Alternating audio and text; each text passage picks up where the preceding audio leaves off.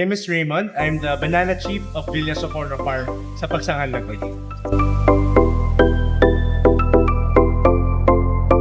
I would like to dedicate it first to the team. Sila yung naman yung hard at work day to day about what we're doing sa farm namin. Of course, our partner farmers, sila yung naghihirap outside in the field, really doing the work that we do.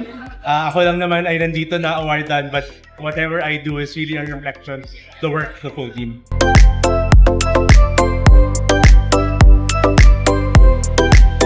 Medyo iyakan portion yan, mahaba-haba yan. But I think wala namang negosyo na nag-succeed overnight. We just see, minsan, di ba, sa social media, kita natin yung success lang ng mga tao. What we don't see is what's underneath lahat ng pinaghirapan. So, the challenges day to day, actually, every day, hindi naman mauubos yan.